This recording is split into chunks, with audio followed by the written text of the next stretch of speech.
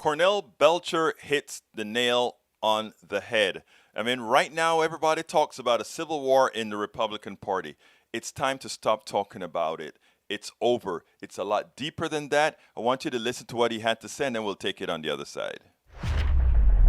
As a pollster, is Lindsey Graham right? Do they need Trump in order to be competitive in 22? To that point, Chuck, I will give you the number 25, which is from the April's NBC polling, and that is 25% of Americans now ID themselves as Republican. They are not growing the Republican Party. In the Washington Post poll, I think it was 24%. Mm-hmm. So they're not growing the Republican Party, and it's hard to understand how, as a party, if you are focused on things that, quite frankly, the majority of Americans don't believe, which is that the election was somehow stolen, you're not a party of big ideals. But I also think there is a bigger thing afoot here, and why I don't often disagree with President Biden, but President Biden said there's a mini revolution going on in the Republican.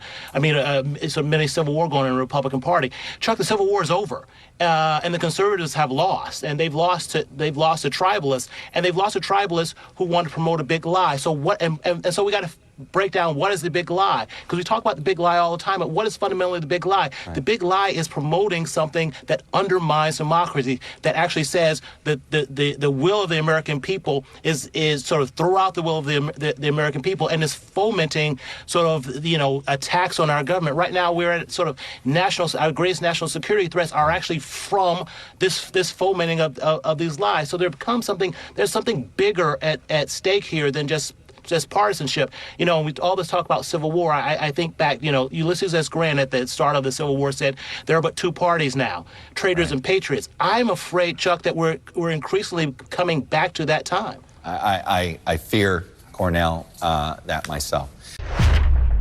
And that is exactly where we are. Patriots against traitors.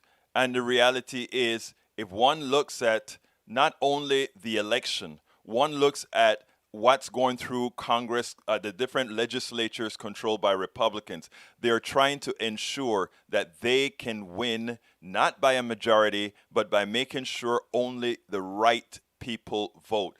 All of these things are tied in together.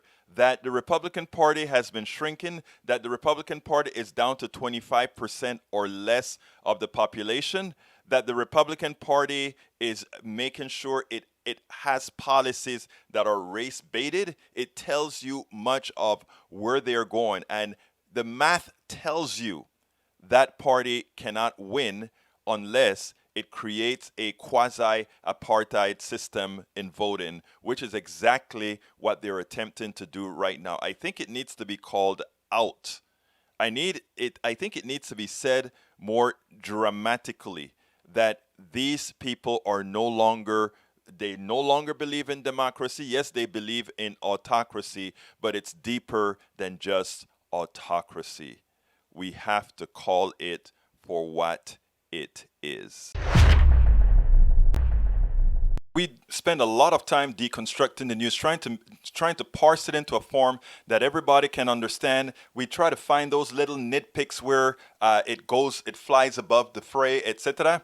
If you really like these videos that we do, I want to ask a big favor. Please go ahead, number one, subscribe to our channel, and number two, please join if you can. Thank you so kindly for watching. Keep watching. Please remember to share. We must populate the entire internet with our progressive message, a message that we know is what most Americans say that they want. So help us, please join.